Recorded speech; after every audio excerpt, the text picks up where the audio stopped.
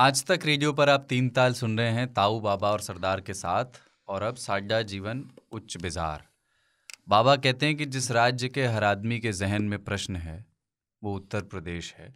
और वहीं से आज की बिजार खबर है। जहां अपन रहते हैं, जहां बैठ के ये स्टूडियो अपन रिकॉर्ड कर रहे हैं, नोएडा वो जगह है। नोएडा में ही एक सदरपुर इलाका है। वहाँ एक सीसीटीवी का फुटेज बड़ा तेज़ी से वायरल हो रहा है, जिसमें एक आदमी बाइक पर सवार होकर आता है और फिर बाइक से उतरता है। सामने खड़ी मर्सिडीज़ पर कोई ज्वलनशील पदार्थ, शायद पेट्रोल, डालता है और उसमें आग लगाता है और बाइक पर बैठकर भाग जाता है। फिर बाद में मालूम हुआ कि आग लगाने वाला आदमी मिस्त्री का काम करता है पेशे से, और जिनकी मर्सिडीज़ जलाई थी उन्होंने, उनके घर पे उन्होंने टाइल्स लगाए थे। पर जो मर्सिडीज़ वाले भाई साहब थे, उन्होंने पेमेंट पूरी नहीं की थी, तो उन्होंने मतलब बदला लेने के लिए उनकी मर्सिडीज़ जला दी। अब ताऊ, आप भी कुछ दिन पहले रेनोवेशन करा रहे थे घर में। हाँ। पेमेंट कुछ बचा तो नहीं रह गया कोई? नहीं, वो लेके चला गया। मेरे साथ तो उल्टा हो गया था। अच्छा। हाँ, उसने मुझसे एडवांस लिए विभिन्न चीज़ों के नाम पर और थोड़ा थोड़ा काम करता गया। फिर उसने एक मोटा एडवांस लिया और गायब हो गया। ओहो। वकील नाम था उसका, ढूंढे ना मिले। फ़ोन करूं, धीरे धीरे फ़ोन भी बंद कर दिया। फाइनली फिर मुझे पुलिस को यूज़ करना पड़ा। फिर मिला? पुलिस पकड़ के लाई, थोड़ी सी कुटाई भी हुई और वो पैसे उसने उड़ा दिए थे, या ऐसा उसने बताया। उसके भाई बंधु आ गए कि भाई साहब रहम कर दो, आदमी बिगड़ा हुआ बच्चा है, बर्बाद कर दिया इसने। तो मेरे साथ उल्टा हो गया था। उसकी मर्सिडीज मुझे मिली नहीं तो हम, क्योंकि पिछले शनिवार को हमने ऑडी में आग लगा दी थी, हम तीनों ने। है ना? मर्सिडीज में तो मर पहले से है। बढ़िया। पर गुस्सा तो आता है। अगर आदमी अक्षम हो, आपको आपका हक ना दे पाए, तो आप देखते हो और उसका दर्द समझ सकते हो। या तो आप अपने आप को, अपने मन को मार लेते हो कि कहाँ से दे पाएगा, अभी इसकी हालत नहीं है, कभी दे देगा। लेकिन जब सामने वाला ऐशो आराम की जिंदगी जी रहा हो, आप गरीब हो, आपके मेहनत की कमाई वो नहीं दे रहा हो, मैं मानता हूं ये अपराध है। पर ऐसे अपराध में ना पता नहीं चलता कि कौन सा बड़ा अपराध है। मुझे लगता है कि जो अपराध उसको मेहनताना ना दे करके ये मर्सिडीज के मालिक ने किया, वो ज्यादा बड़ा अपराध एकदम है। क्योंकि इस तरह के अपराध अपराधियों को पैदा करते हैं, और वो क्या लोग गुस्से में अपराधी बन जाते हैं, वो अपराधी होते नहीं हैं। ये टाइल लगाने वाला मेहनत करके कमाता है बेचारा। टाइल लगाने वाला आदमी, इसको भी घर में बच्चे पालने हैं, रोज काम खोजना है, जाके नौकरी करना है। उससे आपने टाइल लगवाया, उसको पैसा दीजिए। आप कहोगे कि कानूनी तरीके से करना चाहिए। कानून, वो आदमी क्या उसके खिलाफ लड़ पाएगा जिसके पास मर्सिडीज हो, जिसके घर में FIR नहीं लिखी जाएगी, झोपड़ी में रहता हो? वो तो ट्विटर पे भी नहीं होगा कि यूपी पुलिस को चेक कर दे। मैं सोचता हूँ जो पहले महाजन पैसे मार लेते थे गरीब मजदूरों के और कारीगरों के, कैसे लोग बर्दाश्त करते होंगे। मतलब पहले तो ये ट्रेंड था, अभी तो कभी कभी होता है। हाँ, पहले तो ये नॉर्म था। पता नहीं तो उस समय इसी तरह से लोग डकैत बनते भी थे। डकैत कोई राजी खुशी नहीं बनता था, डकैती के पीछे अभाव होते थे। शौकिया लोग डकैत नहीं बनते थे। शौकिया लोग दबंग हुआ करते थे अपने इलाकों में। डकैत बनते थे वो पीड़ित होने के बाद में, कुछ खाने को नहीं है, मार खाए हुए हैं, भगाए हुए हैं, प्रताड़ित हैं। एक गैंग वहां पे रहता है, उसके पास शरण चले गए, भैया कुछ और काम दे दो, रोटी बना देंगे आपके लिए, घोड़ा को पानी पिलाने का काम कर देंगे, लीद उठा के फेंक देंगे, भूसा दाना दे देंगे। वहां शुरू करते करते फिर हमो निशाना लगाए, हमो बंदूक दो, काली कसम खाओ, चलो जय भवानी, उस तरह से। वैसे मर्सिडीज को आप कैसी गाड़ी मानते हैं? ओवररेटेड है थोड़ा, या भारत के लिहाज से कोई मिसफिट है, जरूरत भी नहीं मर्सिडीज की यहाँ किसी को? नहीं, मैं उसको महंगी गाड़ी मानता हूँ। और तो गाड़ी वैसे आपने चलाई है मर्सिडीज से? हाँ, चलाई है।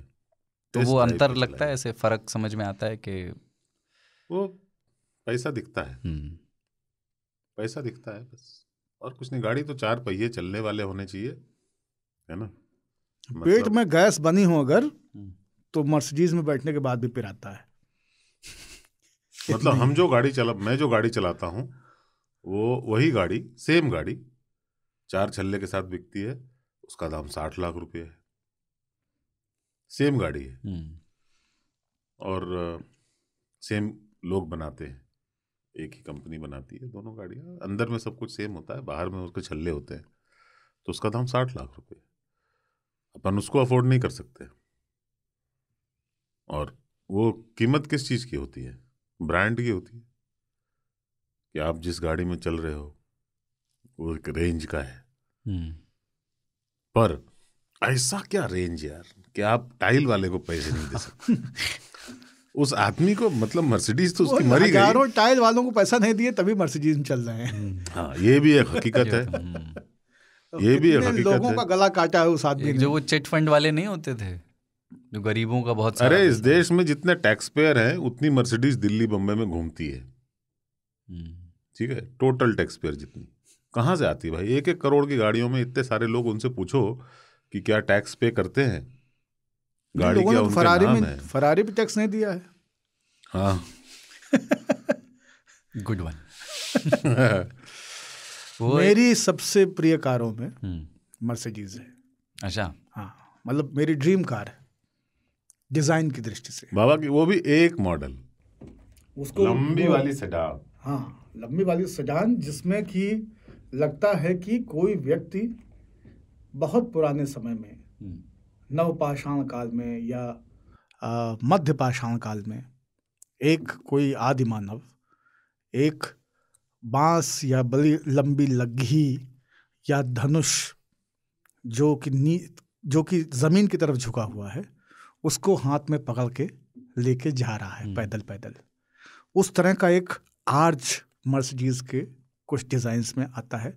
लगता है कि किसी ने ऐसे एक लाइन खींच करके ऐसे गिरा दी है। वो जो उसका है ना, वो मतलब उसमें एक सेक्स अपील है, मतलब वो कमाल की। बाबा के मुंह में पानी आते हुए मैंने सिर्फ मर्सिडीज को देख कर ही देखा है। हाँ, ये वीडियो काट के मर्सिडीज वाले यूज कर लेंगे मार्केटिंग कैंपेन में। तो मुझे वो पसंद है, लेकिन मर्सिडीज के साथ एक बहुत बड़ी समस्या है। एक तो मर्सिडीज खरीद पाना बहुत बड़ी चुनौती है हम जैसों के लिए, और मर्सिडीज खरीद लीजिए तो मर्सिडीज को मेंटेन कर पाना उससे भी बड़ी चुनौती है। एवरेज नहीं देती क्या? नहीं, बात एवरेज की नहीं है। एक किनारे वाला शीशा कोई बुलेट वाला चमका के चला गया, बाइक वाला, तो आपका 2.5 लाख का बिल आ गया। आप इंश्योरेंस में लाखों रुपए देते हैं हर साल, आप सर्विस में लाखों रुपए देते हैं हर साल। उसका कुछ भी खराब होगा तो आपके ऊपर वज्रपात हो जाएगा, आपका साल भर का बजट खराब हो जाएगा। ऐसा होता नहीं है। अरे ताऊ बहुत महंगा है भाई। नहीं, पर जिनके पास है उनको पता भी नहीं चलता कितना हुआ बिल। हाँ, तो इसलिए, क्योंकि ताऊ अपन उस ब्रैकेट में नहीं है ना, इसलिए। हाँ, इसलिए हमारे पास ना है न पालने की। वो हाथी है, खाता बहुत है, और उसकी धुलाई रंगाई महोत सब कुछ का खर्चा है। तो मैं उसको चलते हुए देखता हूँ जब मैं। और बाबा को जो पसंद है ना, उसमें महोत भी चाहिए। खुद से हाथी नहीं चला सकते। हाँ, नहीं, हम तो खुद से चला लेंगे। ज़्यादा से ज़्यादा आदमी ड्राइवर समझेगा नहीं। इतनी दाढ़ी रखा के कोई मर्सिडीज चला रहा है तो ड्राइवर तो नहीं हो सकता है। और बाल ऐसे नहीं हो सकते। हाँ, बाल ऐसे नहीं हो सकते। ड्राइवर होगा तो एकदम चिंगो मिंगू, एकदम खत बराबर से बनी हुई, मूछें तराशी हुई या सफ़ा चैट, दाढ़ी तो एकदम नहीं, पैंट शर्ट पहने हुए या सफारी पहने हुए, इस तरह का कुछ उसका परिधान होगा। हमारी तरह नहीं मिचमिचुआ टाइप, दांत गंदा किए हुए, कुछ बकैती करता हुआ, हाथ में अंगूठी माला सगड़ी वगड़ी सब डाले हुए, इस टाइप से। तो मर्सिडीज हम चलाएंगे तो लगेगा कि हाँ ठीक है, 9 की होगी। पर मर्सिडीज को कुछ जगहों में मर्सरी बोलते हैं। मर्सरी। एक ना कंजूस आदमी ने खून दे करके एक बार एक बहुत ऐसे अमीर आदमी की जान बचा ली। उसको ज़रूरत थी, बीमार था वो, तो अमीर आदमी ने उसको गिफ्ट में मर्सिडीज़ दी। तो अगली बार उसको फिर एक बार खून की ज़रूरत पड़ी, इस बार इसने फिर खून दिया कंजूस ने, तो इस बार उसने गिफ्ट में तिल के लड्डू दिए। तो बोला कि भाई साहब पिछली बार तो मर्सिडीज दी थी, इस पर तिल के लड्डू क्यों? बोला मेरी रगों में भी एक कंजूस का खून है।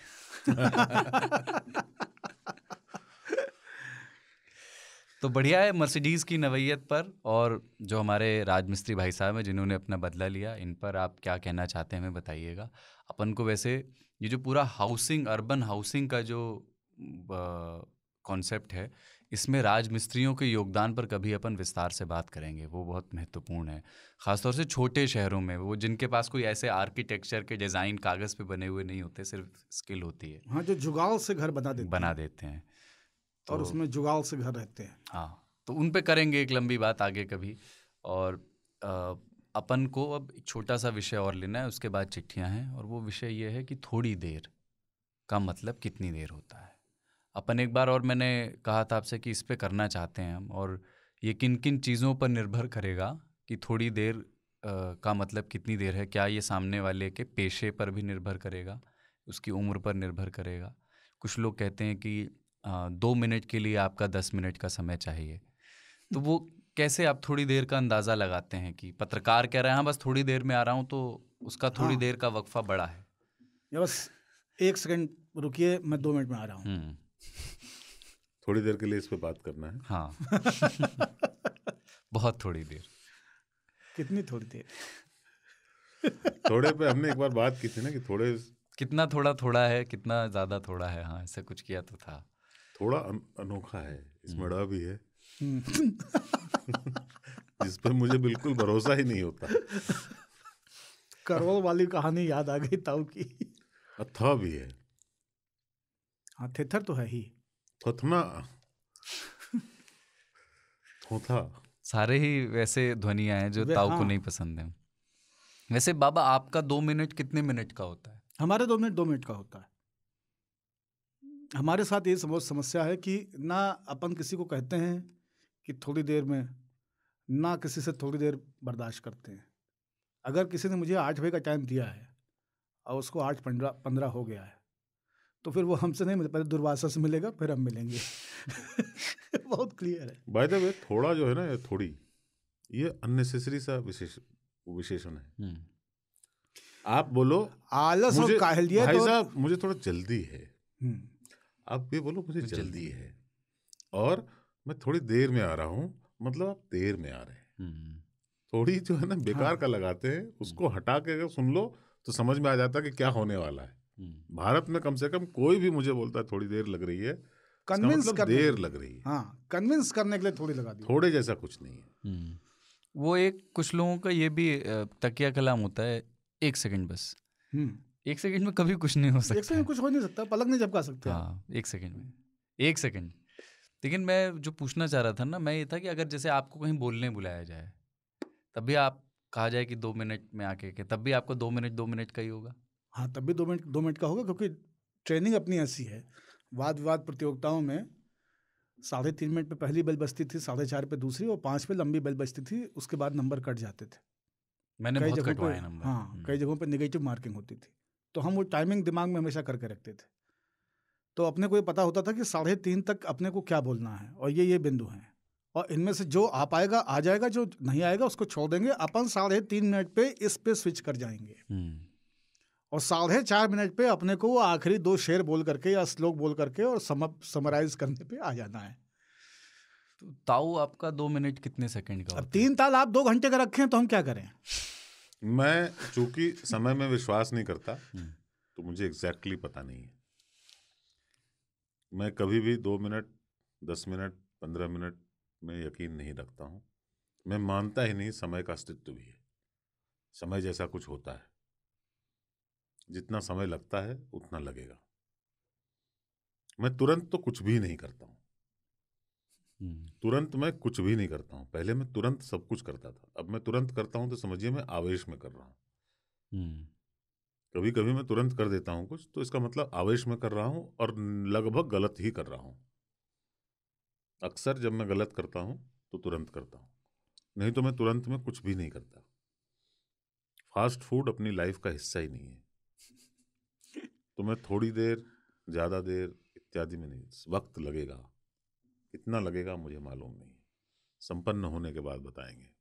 अच्छा, एक थोड़ा सा वो मैनेजमेंट और लाइफ लेसन वाली साइड चला जाएगा, पर छोटी सी बात इस पे कि जो पंक्चुअल होना है जीवन में, ये आपके लिए किस तरह से उपयोगी हो सकता है एक लॉन्ग टर्म में?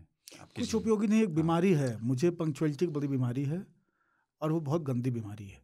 माता जी से मिली है, क्योंकि उठने का समय तय था, जाने का समय तय था, स्कूल का समय तय था, सोने का समय तय था, गाय के सानी पानी का, गाय को खिलाने का समय तय था, हर चीज़ का समय तय था।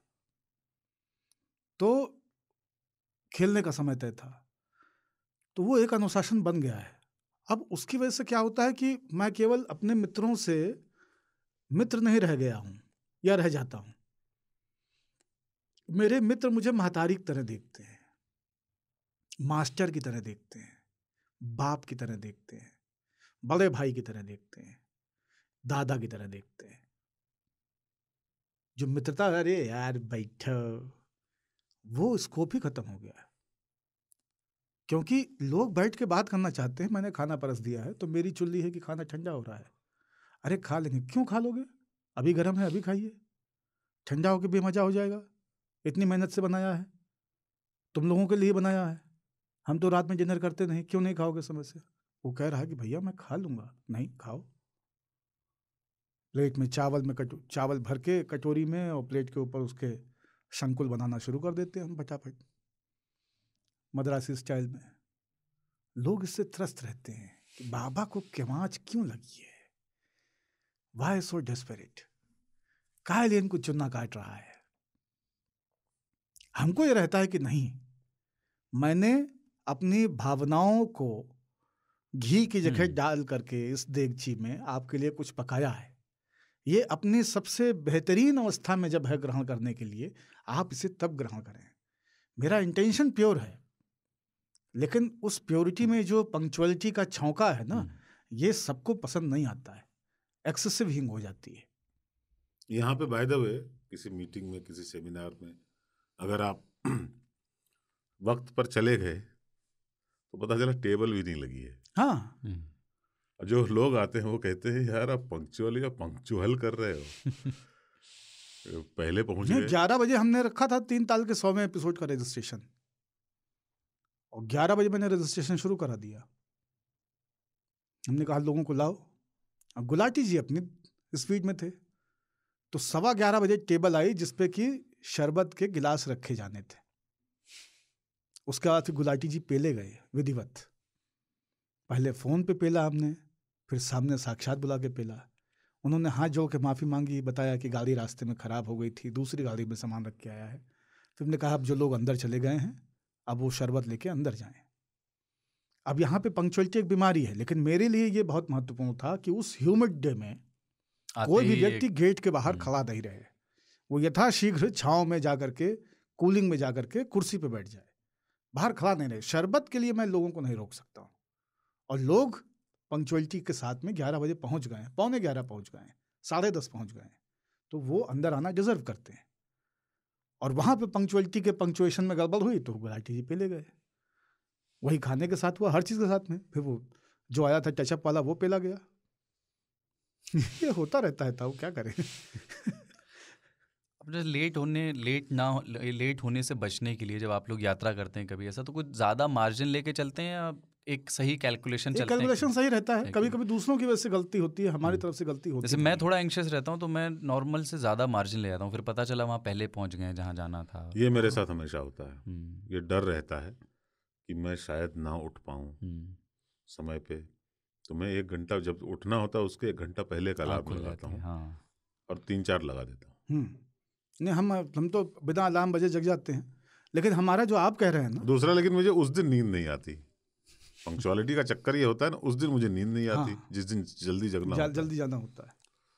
जिस दिन आप सोचिए कि आज 10 बजे सो जाएंगे, सवेरे 4 बजे निकलना है, उस दिन तो 1 बजे के पहले मतलब आप खुद को कंटाप मारते रहिए कि सो जा ना, सोना नहीं या सवेरे जाना है। आप पैनिक में ऑलरेडी, अटैची दिख रही है कमरे कोने में रखी हुई, वो पैनिक मचाए हुए, वो अटैची कमरे से निकाल दो शायद नींद आ जाए। सही, बिल्कुल ठीक कह रहे हैं।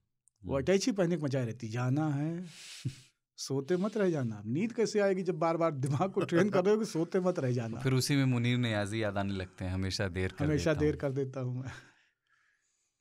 तो ये बहुत समस्या है, और इसलिए मैं कहता हूँ कि पंक्चुअलिटी एक बीमारी है, क्योंकि इससे अपयश बहुत मिलता है। बहुत लोग परेशान रहते हैं आपके आसपास वाले, लेकिन ये एक आवश्यक बीमारी है।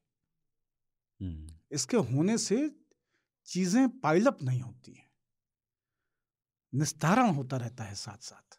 पंक्चुअलिटी का एक फायदा ये है, जैसे मैं, कोई दूसरा देर करता है तो बहुत इरिटेट हो जाता हूँ, खुद देर करता है तो मेरे मन में, मेरे पास 10 एक्सक्यूज होते हैं, जेन्युइन वाले एक्सक्यूज होते हैं, झूठ नहीं बोले तो भी एक्सक्यूज होते हैं, क्योंकि आपको देर तो हो ही गई है तो कुछ तो कारण होगा, वो कारण मेरे पास होते हैं। लेकिन कोई दूसरा देर करे तो आपको इरिटेशन होती है। आपने 10 मिनट कहीं पे किसी का इंतजार कर लिया तो आपको लगता है यार कैसा आदमी है, ये कोई तरीका है, इतने बज गए, मैं यहाँ इतनी देर से, जो भोपाल में बोलते हैं है ना तो ऐसे हालात में मैं समझता हूँ कि पंक्चुअलिटी की वैल्यू है, क्योंकि टाइम इज मनी। और अगर आप 10 मिनट वेस्ट करते हो, शुक्र हो मोबाइल फोन का कि अब जो है वेट करने वाले को भी पता नहीं चलता, क्योंकि वो भी तो लगा होता है किसी चीज में। पहले के जमाने में जब आपके पास करने को कुछ नहीं होता था, तब आप कहीं धूप में खड़े होते थे तो आपको बहुत गुस्सा आता था, और होता था कि वो आएगा तो एक घंटा दूंगा। अब वो नहीं होता, अब आदमी खुद बिजी हो जाता है, उसके पास एक ऐसा टूल आ गया है जो उसको 10 मिनट क्या 45 मिनट का एहसास नहीं होता। हमारी टीम में मुंजीर है, खाने का ऑर्डर देता है गुलाटी को और फोन पे लग जाता है। इस दौरान 25-30 लोग खाना लेके चले जाते हैं, उसको पता नहीं चलता है। फिर उसका वो कहता है कि हमारा खाना नहीं दिए। कभी कभी मुंजीर वहीं खड़ा होता है, खाना खत्म हो जाता है, ठीक है, खाना खत्म हो जाता है, टोकन दे चुका है, खाना खत्म। मुंजीर जो है ना मुंतजिर होता है। लेकिन भोपाल की बात ताऊ कर रहे थे तो मुझे याद आया कि अमित वाघेला जी ने जो मिठाई भेजी थी वो बहुत अद्वितीय थी। हाँ, और वो अभी तक ताऊ तक नहीं पहुंची है, क्योंकि ताऊ के हिस्से की आपके घर पर रखी रह गई थी, पर मेरे पास बची हुई है, जो मुझे आज लेके आना था पर मैं भूल गया हूँ, पर मैं कल लेके आऊंगा। अरे लेकिन लुट गई है वो, इतना जबरदस्त थी वो। मोहन थाल उसका नाम है, मोहन थाल। अच्छा, थोड़ी देर सबेर देर सबेर कैसे होता है भाई साहब? हाँ, मुझे ये समझ में आज तक नहीं आया। देर या फिर सवेर, यानी कि देर का मतलब शायद रात होगा, देर से, या फिर सवेर, नहीं मतलब तो कल। आज नहीं तो कल, वो है नहीं, मतलब उसमें ये है कि देर है लेकिन सवेर है, ऐसा नहीं कि खत्म, मतलब संभावना खत्म मत ये भी है एक। अरे एक होता है भगवान के घर में देर है, अंधेर नहीं, अंधेर नहीं है। कैसे? लाइट्स पहले घर मिल जाए भगवान का। LED sun is God. यार भगवान के घर में देर कैसे हो सकती है? अगर भगवान ही पंक्चुअल नहीं है तो हमसे क्या एक्सपेक्ट कर रहे हो आप? वो एक कविता है का हिस्सा है, विनोद डी के बाद ऐसे नहीं लिखा, ढेर है, भगवान के घर ढेर है। हाँ, मतलब वो अजीब है, देता है तो छप्पर फाड़ के देता है यार, कम दरवाजा खुला है प्लीज, दे रहे हो या ले रहे हो? हाँ, अकाउंट का नंबर ले लो, इतने देवासे हो तो। UPI वगैरह भी। वो तंदूर में बनती हुई रोटी सबके हिस्से की बनती हुई रोटी नहीं है, जो सबकी घड़ी में बज रहा है वह सबके हिस्से का समय नहीं है। ऐसे करके कविता है, पूरी तो याद नहीं मुझे, पर विनोद कुमार शुक्ल की ये कविता है। इस रिकमेंडेशन के साथ अपन चिट्ठियों की ओर बढ़ते हैं, न्योता वाले श्रोता की ओर। और तो पहली चिट्ठी है पुनीत कुमार की न्यू जर्सी से, और ये ऑडियो चिट्ठी है, मैं ऑडियो प्ले कर देता हूँ, आप लोग सुनिएगा। न्यू जर्सी से आई है 100वें एपिसोड पर। ताऊ बाबा और सरदार, जय हो। आप तीनों को सुनते हुए करीब 5 महीने हो गए हैं, और इन 5 महीनों में 99 एपिसोड सुनने के बाद मैंने जितना सीखा है वो 5 साल के बराबर है। मुझे लगता था कि मैं एक अल्ट्रा लिबरल व्यक्ति हूँ, पर आप लोगों को सुनने के बाद लगा कि बहुत कुछ सीखना बाकी है। लिबरल होना या ना होना ये सिर्फ बात की बात है, पहले एक अच्छा इंसान होना चाहिए। पहले भी लगा था कि मैं एक अच्छा इंसान हूँ, पर आप लोगों को सुनने के बाद और बेहतर इंसान बनने की कोशिश कर रहा हूँ। इसके लिए बहुत बहुत धन्यवाद। हर एपिसोड में कुछ न कुछ टिप्पणी देने की आकांक्षा तो रहती है, पर क्या ही कहूँ, आप तीनों तो सर्वव्यापी है। ज्यादा समय न लेते हुए सिर्फ इतना कहना चाहता हूँ कि आप तीनों ने जो शुरू किया है वो हमारे जैसे भटके हुए और कंफ्यूज लोगों को मार्गदर्शन दे रहा है। इस बात के लिए मैं आपका बहुत बहुत आभारी हूँ। तो ये पुनीत कुमार न्यू जर्सी की चिट्ठी आई है, और मेरे ख्याल से, मुझे याद नहीं इन्होंने पहले हमें चिट्ठी लिखी है या नहीं। नहीं, इन्होंने नहीं लिखी है, और मुझे इस बात की खुशी है कि 3 भटके हुए लोग अन्य भटके हुए लोगों का साथ दे रहे हैं।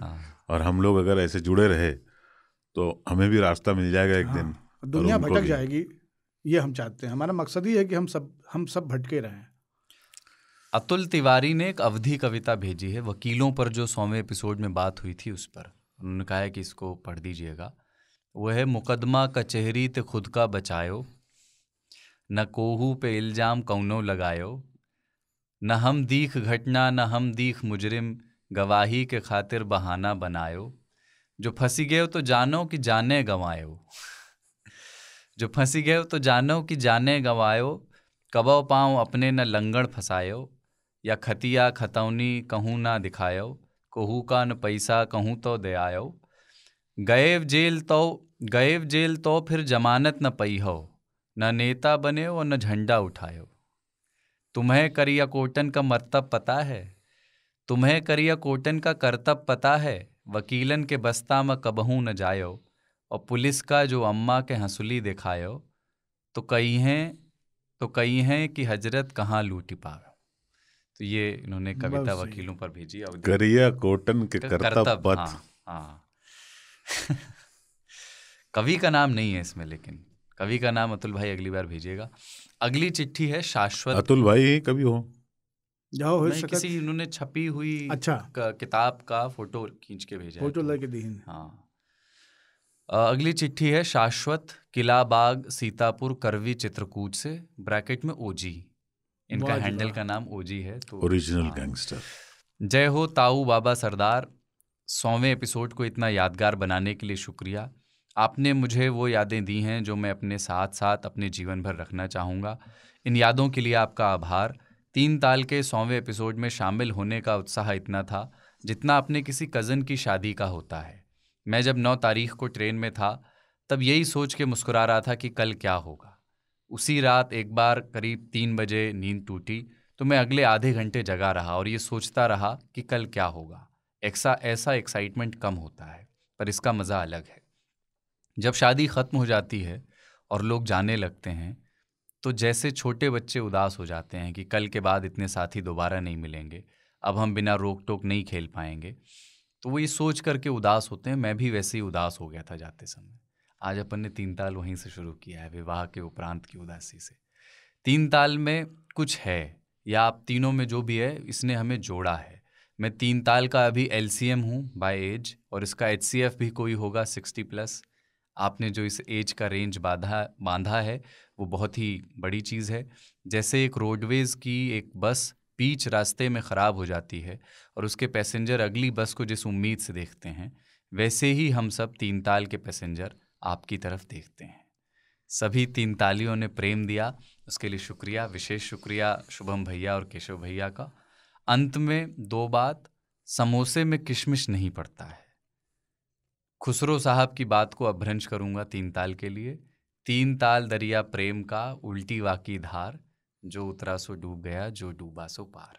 जय हो शाश्वत, किला बाग सीतापुर करवी चित्रकूट उत्तर प्रदेश 210205। वाह, इनका ये बिंब कितना अच्छा है ना। एक छूटी हुई बस से उतरे हुए यात्री एक आती हुई बस को किन आंखों से देखते हैं। ये बहुत 3 ताल दरिया प्रेम का, उल्टी बाकी धार, और शाश्वत आए 100वें एपिसोड में, शाश्वत को ढेरों प्यार। ये हमारे सबसे नौजवान लिसनर्स में से हैं। हाँ। जो आए थे अभी जस्ट 12वीं पास करके, ये लोग 2 बच्चे आए थे। मैं मिला। हाँ। जो डूबा सो पार।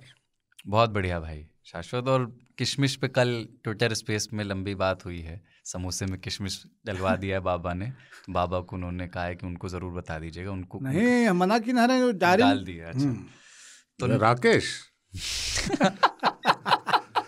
राकेश वो कह रहा था कि हम CM हेल्पलाइन में नहीं गए, आप शुक्र मनाएंगे। नागेंद्र त्रिपाठी जी की चिट्ठी आई है गाडरवारा नरसिंहपुर मध्य प्रदेश से। मध्य प्रदेश से ये 3 लोग आए थे और इनकी ट्रेन थोड़ी लेट हो गई थी, तो बात बीच में कार्यक्रम में शामिल हुए। छोटी सी चिट्ठी है। अद्भुत अकल्पनीय आयोजन बाबा, ताऊ और सरदार के साथ नितिन भैया, जमशेद भाई और पूरी आज तक टीम, विशेषकर अनुज शुभम जी के आत्मीय स्नेह ने कार्यक्रम को अनंत काल तक के लिए स्मरणीय बना दिया।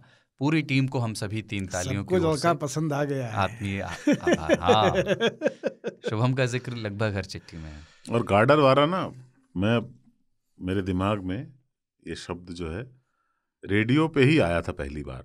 अच्छा। वो जो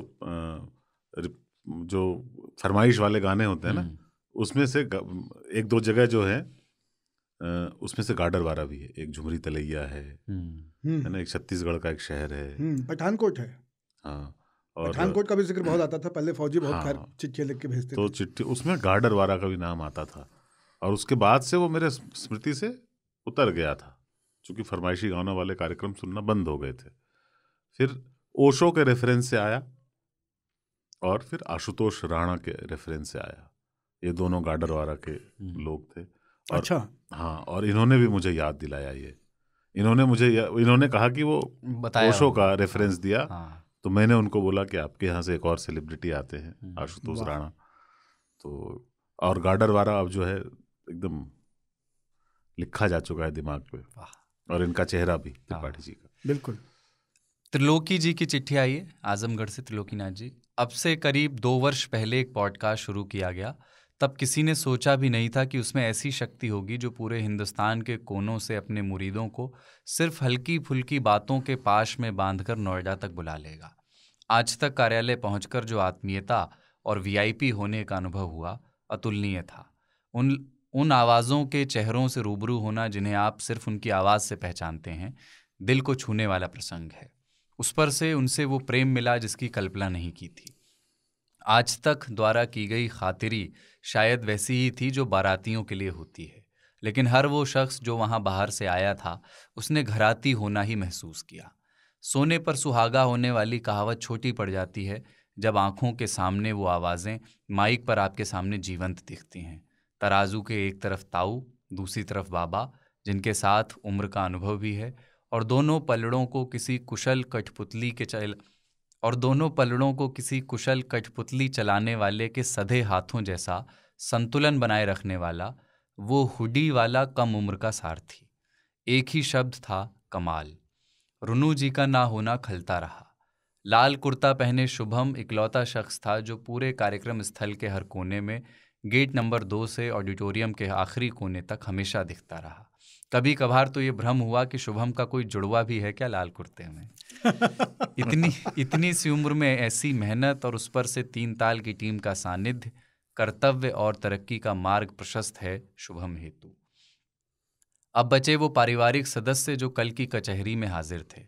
इनमें मुंबई से पधारी वो युवा तिकड़ी, गुजरात से पधारे ब्रूस, वैसे ब्रूस भाई मुंबई से ही आए थे, और भोजानी जी, हाँ वो गुजरात से थे, बागी बलिया के प्रतिनिधि राघवेंद्र, अजीत जी आदि, जिन्होंने ये कहना शुरू किया कि 100वें एपिसोड की खुशी में हमको मिलना चाहिए, और परिणति स्वरूप यह बटोर पाया। खुरपेज भाई का जिक्र मैं अलग से करना चाहूँगा। कानपुर की मिट्टी का वो मज़ाहियापन, जिसमें बड़ी सी बड़ी बात को हल्का करने की सलाहियत और हल्की सी बात को गंभीर बनाकर पेश करने की अदा है। खुरपेज भाई के अंदर वो कला मूसल से कूट कूट कर भरी हुई है। कल के कार्यक्रम के स्टार वो भी थे। तो ये चिट्ठी है। जालान साहब, आप आए, हमारे लिए वो आशीर्वाद जैसा था। बिल्कुल। और त्रिलोकी जी की एनर्जी मैं देख रहा था। हाँ, जबरदस्त। सब में एक सबसे अलग आंखों की चमक और चेहरे की चमक। उनकी मूंछों में हमेशा एक हल्की सी मुस्कान भीनी सी। हाँ, एक हल्की सी मुस्कान कैरी करते हैं। एक गांभीर्य, लेकिन उसके साथ एक स्पंदन हल्का सा, और वो मुस्कान में दिखता हुआ, और एनर्जी गजब है इनकी। वाह।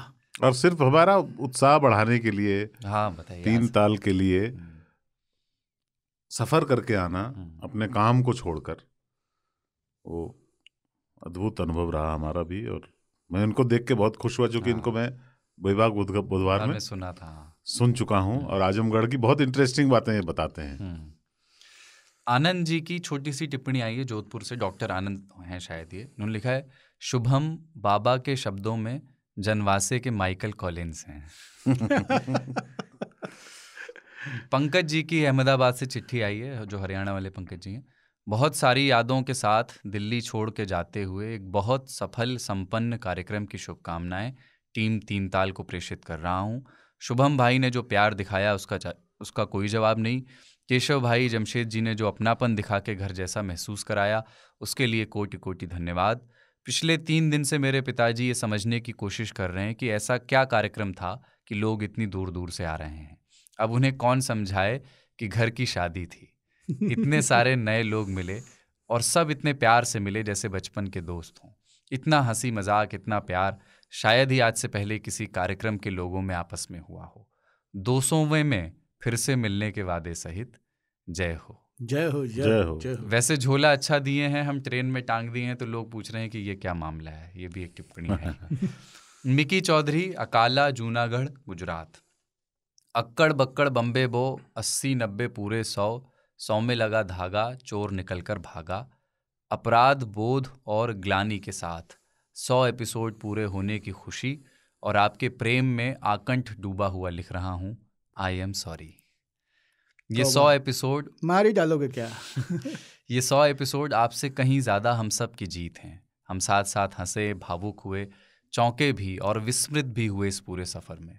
लेकिन सबसे ज़्यादा जो बात चुभी वो कि 100 एपिसोड में नहीं जा पाए। यकीन मानिए बहुत मिस किए गुरु आप सबको। शुभम भाई गिल्ट देने में माहिर हैं। हमको रोज़ फ़ोन करके पूछते थे कि आ रहे हो कि नहीं। कुछ कुछ कुर्र बाबा जैसा महसूस हो रहा था। शुभम भाई और केशव भाई सब असली स्तंभ हैं पूरे 3 ताल के। शुक्रवार की रात 1:30 बजे तक हमारी बात हो रही थी जब ये मशगूल थे आयोजन को अंतिम अमली जामा पहनाने में। शनिवार का दिन छुट्टी का था हमारा, इसलिए उदास होने के लिए पर्याप्त कारण और समय दोनों था। फोमो के गंभीर शिकार थे हम सब, जो जान सके। रूनू दीदी, प्रकाश, चांदनी, मंजीत और भी बाकी 3 ताली अपना दुख ट्विटर पर साझा करने में लगे थे।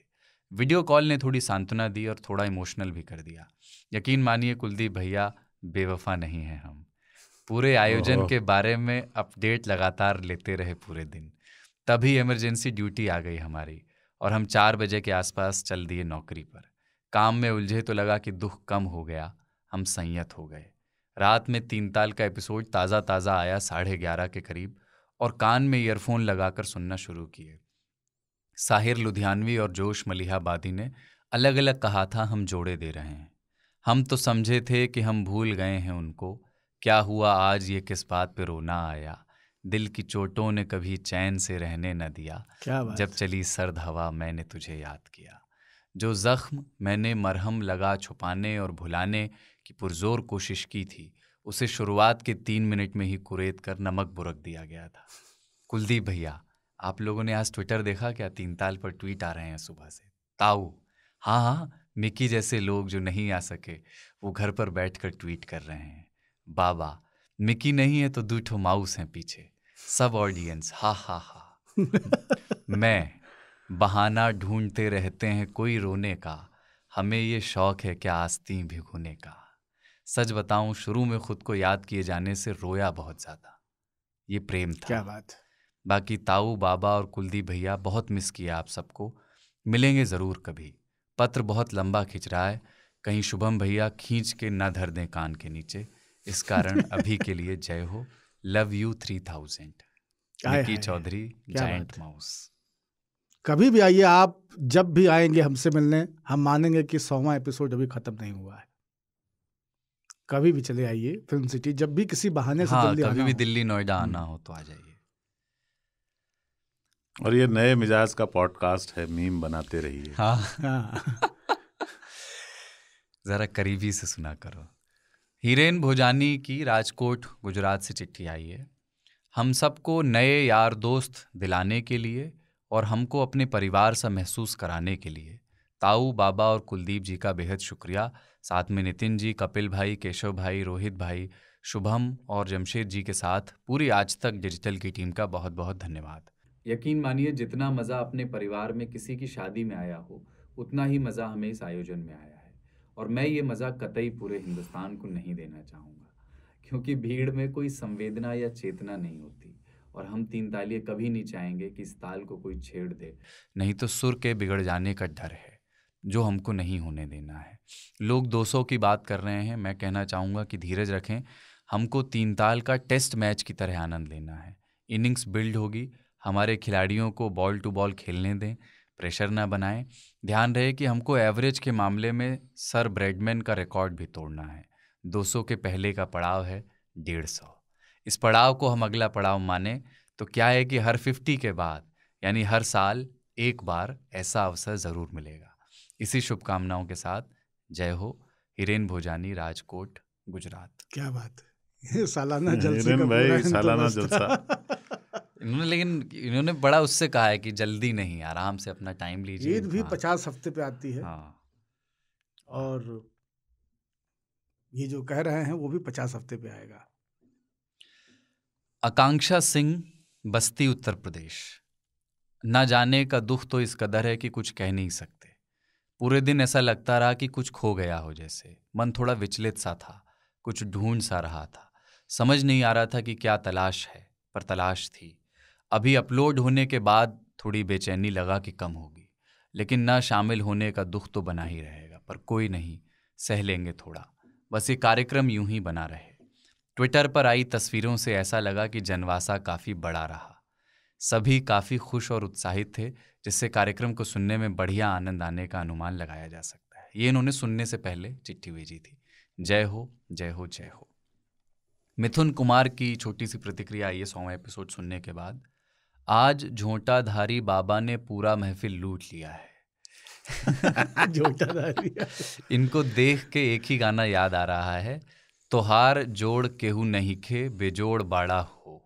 जय हो, जय हो, जय हो। आनंद तिवारी, छत्तीसगढ़, बिलासपुर से चिट्ठी आई है। जय हो, जय हो, जय हो। बाबा ताऊ और कुलदीप जी को नमस्कार। 3 ताल की टीम को और सुनने वालों के धैर्य को शतक की टंटा फाड़ बधाई।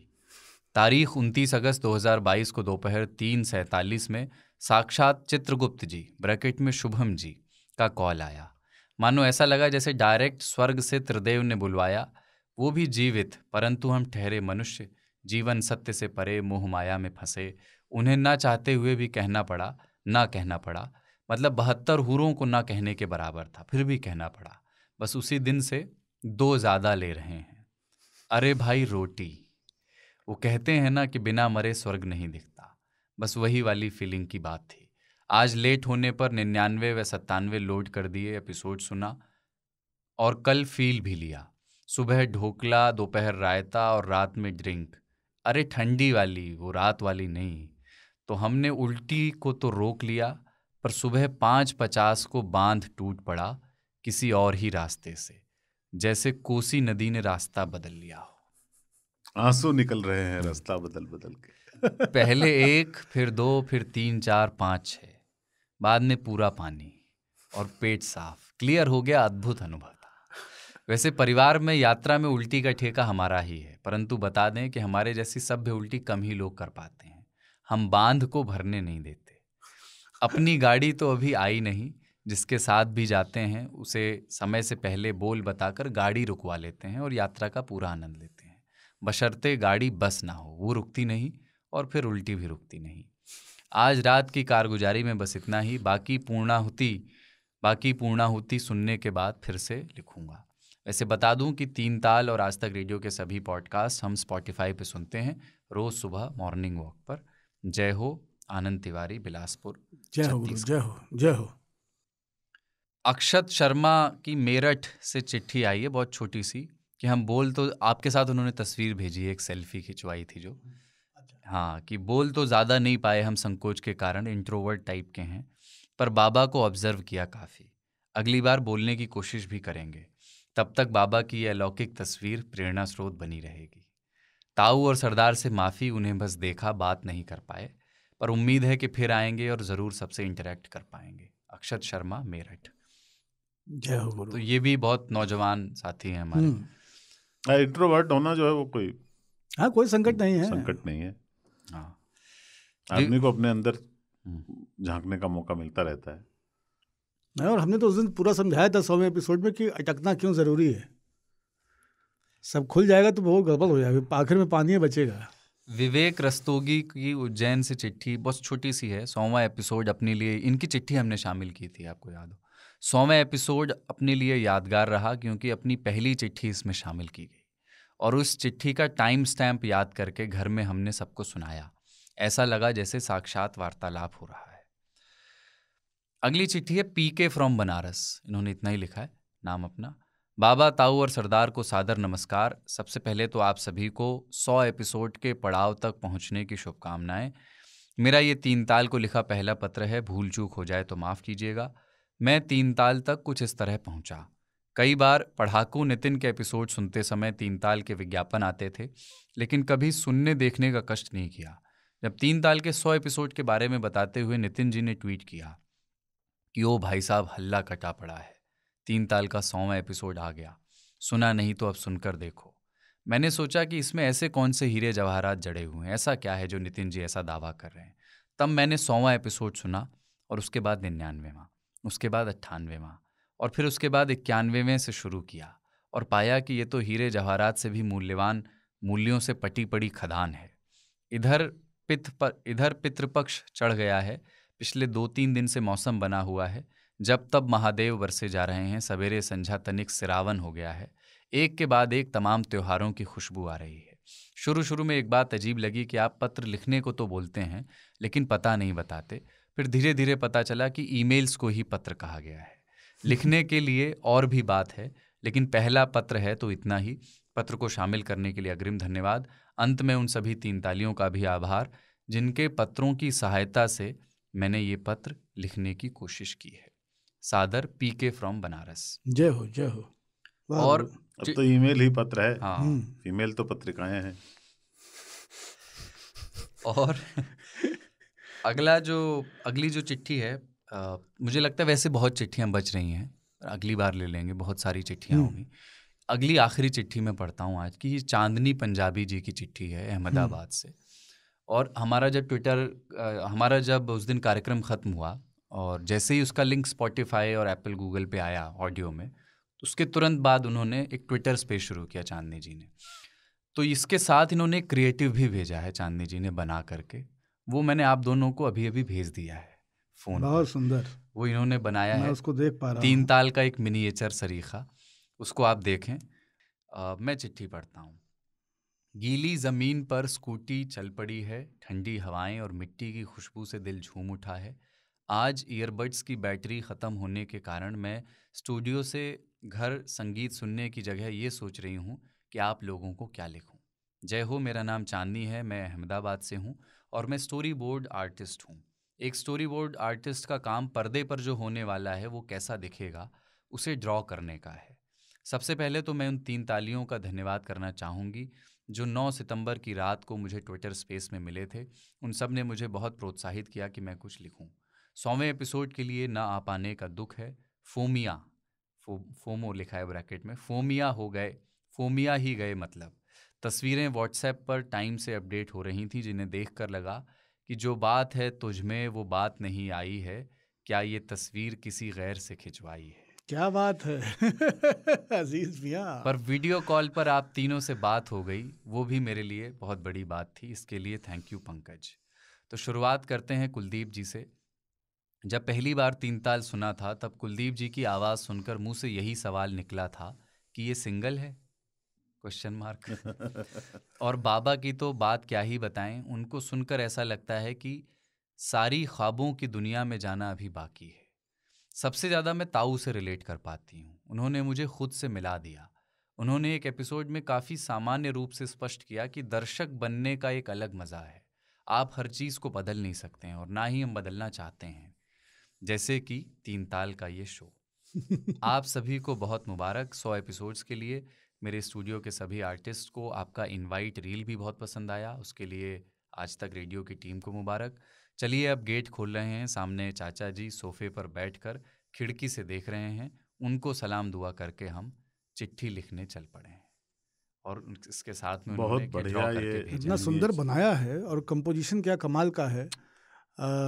पूरा तब से निहार रहा हूँ। ऑडिटोरियम वाला पूरा दृश्य है। इसकी अगर बड़ी फाइल हो ना कोई तो मैं इनसे पूछता हूँ, हाँ, हमें कैसे भी करके ट्रांसफर कर दें। अगर वो उसका सॉफ्ट कॉपी भी हमें दे सकें, ओपन फाइल या वैसा कुछ, हाँ, तो हम इसको थोड़ा सा प्रिंट करके यहाँ पे लगाने की कोशिश करेंगे। वाह, लेकिन बहुत सुंदर बनाया है। और इसमें 3 ताल भी है और इसमें चांदनी भी है। हाँ, क्योंकि चांदनी ने इसमें स्वयं को रखा है। ये कोई रेप्लिकेशन नहीं है किसी आर्ट वर्क का, ये बस कंपोजिशन है जो चांदनी का एक बनाया हुआ सेट है और उसमें हम 3 लोग जमे हुए हैं। तो बहुत बहुत शुक्रिया इस शानदार चित्र के लिए। तो और पत्र तो बहुत अच्छा है ही। हाँ, तो जिन विषयों पर आज बात हुई, मुझे पता है पहले तो जिनकी चिट्ठियाँ नहीं ले पाए हैं, जिनके मैसेजेस नहीं ले पाए हैं, अगले एपिसोड में वो लेंगे धीरे धीरे, क्योंकि बहुत सारी चिट्ठियाँ 100वें एपिसोड के बाद आई हैं। मुझे लगता है कि एक एपिसोड के बाद जितनी चिट्ठियाँ इस बार आई हैं शायद कभी नहीं आई पहले।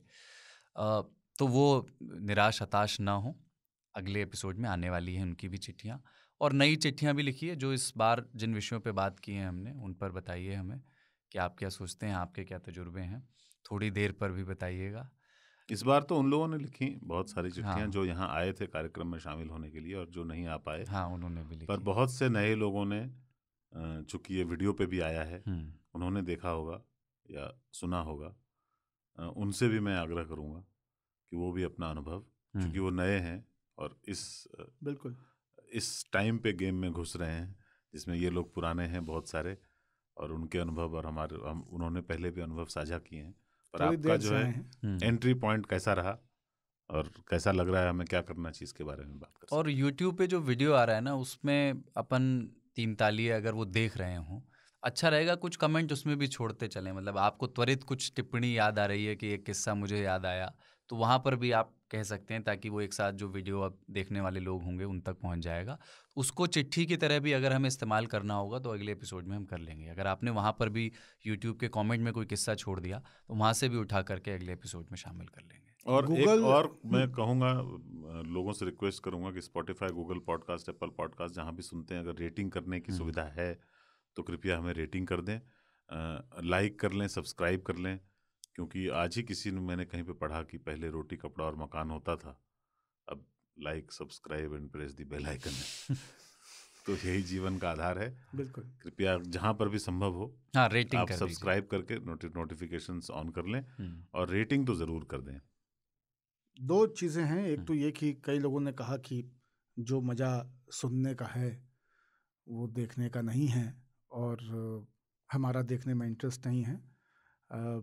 इसका वीडियो केवल उन लोगों के लिए किया जा रहा है, आप इसको इस तरह से समझें, जो लोग सुनने को लेके बहुत सहज नहीं हैं और देखने को लेकर के उनकी हैबिट डेवलप हो चुकी है।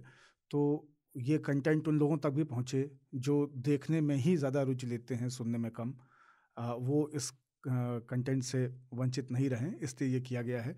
तो ये एक एडिशनल चीज़ है, ये प्राइमरी चीज़ नहीं है। जो वीडियो कंटेंट है वो एडिशनल है, प्राइमरी सोर्स इसका वही रहने वाला है, सुनने वाला, और मूल पर्पस वही है। तो भी कैमरे बिल्कुल लग जाएंगे, लेकिन माइक और उसकी रिकॉर्डिंग और उसको बरतने के तरीके, सारी चीज़ें वैसे ही होने वाली हैं जैसे अभी तक होती आई हैं। कुछ बदल नहीं रहा है, अब जस्ट एक अनदर ऑप्शन आपको एक दे रहे हैं। तो आप ये समझ लें कि एक कुल्फी बढ़ गई है खाने की। और ऐसे भी वीडियो लेट से ही आएगा। दूसरा क्या है, ऑडियो पहले तो ऑडियो ही आएगा। दूसरा क्या है कि अगर आपको सुनने में मज़ा आता है तो आप YouTube पे तभी जाएं जब आप सुन चुके हों, आपका देखने का मन करे।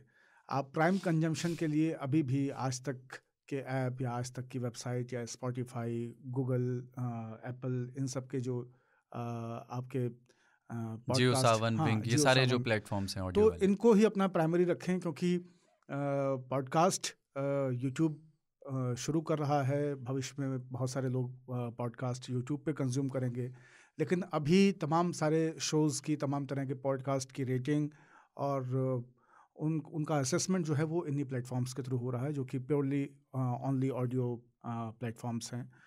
और तो इसलिए आप में से कई लोग बताते रहते हैं, कुलदीप बार बार पूछते रहते हैं कि आप कहाँ पे सुनते हैं। तो आप जहाँ पे सुनते हैं आप वहाँ पे सुनने का क्रम जारी रखें, उसको गिव अप नहीं करें। वीडियो ऑप्शन उन लोगों के लिए है जो ऑडियो को सुनने को लेकर के उस तरह से सहज नहीं है। ठीक है, इसी के साथ 101वां एपिसोड अब अपने अंजाम तक पहुंचा चाहता है। 102वें में मिलेंगे। जय हो। 100 पूरा होने पे 101 होता ही है, शुभ लक्षण है। 102 में फिर तार पे वापस लौटना है। आज बहुत नॉस्टैल्जिया बहुत काफी बैगेज है। एक्चुअली 101 जो है ना, वो अंग्रेजी में उपयोग होता है किसी भी चीज के बारे में पूरी जानकारी देने को। तो आज हमारा 101 जो 3 ताल का 101, और हम लोग नए विषय पे बात करते हुए भी पुराने से निकल नहीं पा रहे हैं। वो खुमारी जो है भी गई नहीं है। ये पूरब की मार है, ये कुछ दिन तक तो पिराएगी। बहरहाल जय हो, जय हो, जय हो, जय हो, जय हो। जय हो।